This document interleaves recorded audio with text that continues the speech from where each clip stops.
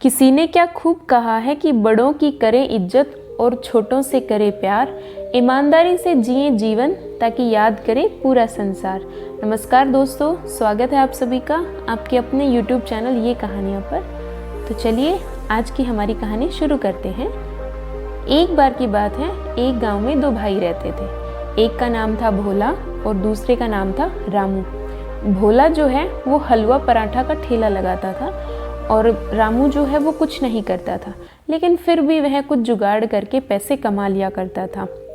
रामू जो है वो अपनी भाभी के लिए एक दिन घर पर सूट लेकर गया। तो भाभी बोली कि ये है तो बहुत अच्छा, लेकिन आपके पास इतने पैसे कहाँ से आए? तो रामू बोला कि भाभी आप ये सब मुझसे मत पूछा करो, मैं सिर्फ जुगाड़ ढूंढता हूँ और मैं बहुत जल्दी अमीर बन जाऊँगा। तभी उसका भाई भोला घर पे आ गया और वो बोला कि भले ही तू जुगाड़ से पैसे तो कमा लेगा, लेकिन तू उन पैसों से कभी भी अमीर नहीं बन पाएगा।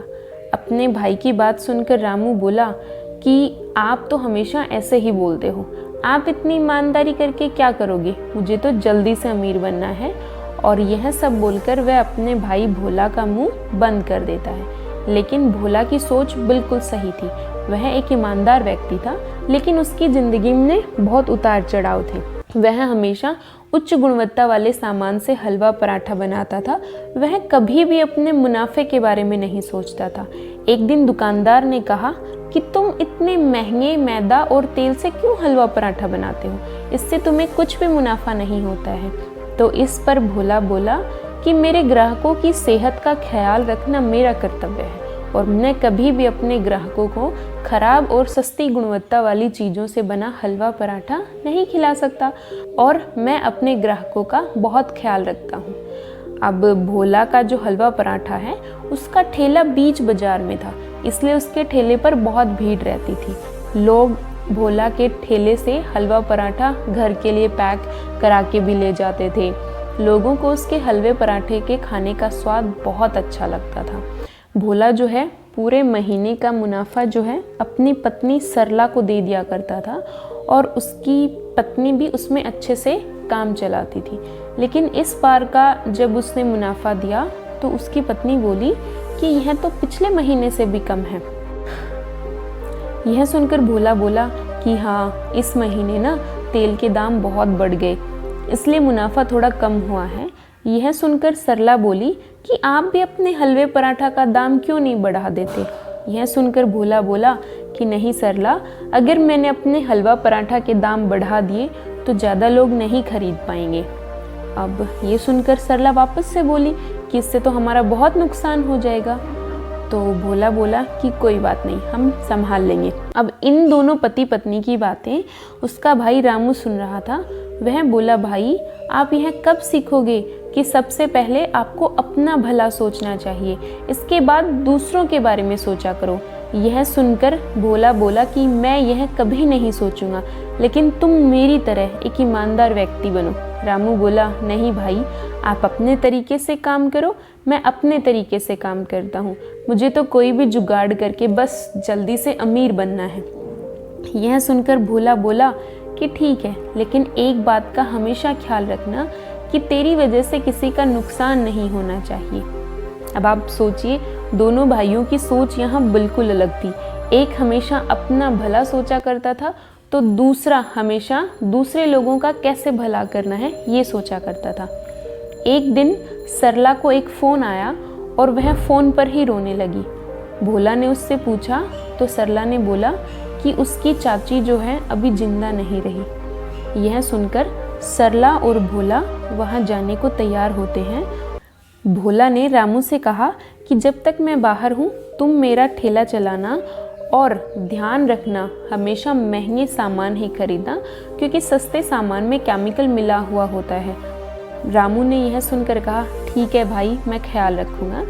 यह कहकर भोला और सरला गांव के लिए निकल जाते हैं और रामू जो है वो हलवा पराठा का ठेला लगाने के लिए चला जाता है। ग्राहक ठेले पर आकर भोला के बारे में पूछने लगे तो रामू ने बोला कि भोला भैया कुछ दिन के लिए गांव गए हैं, जब तक वो नहीं आते तब तक रामू ही अब हलवा पराठा बनाएगा। धीरे धीरे हलवा पराठा बनने का काम सही चल रहा था, लेकिन तेल का डब्बा खत्म होने को आ गया।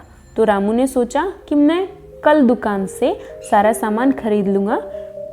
अगले दिन जब रामू दुकान पर गया तो दुकानदार से सामान के बारे में जब रामू ने पूछा तो दुकानदार ने कहा कि सस्ता वाला चाहिए या महंगा वाला।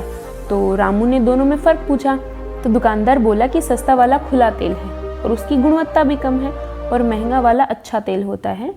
तो उसने दुकानदार से कहा कि मुझे तो सस्ता वाला ही दे दो, मुझे कौन सा अपने घर का खाना बनाना है। तो दुकानदार ने रामू को तेल और सारा सामान सस्ता वाला दे दिया। रामू ने सारा सस्ता सामान खरीद लिया और अपना ठेले पे ले गया। रोज की तरह ठेले पे ग्राहकों की भीड़ लगी। लोग रामू से हलवा पराठा खरीदने लगे।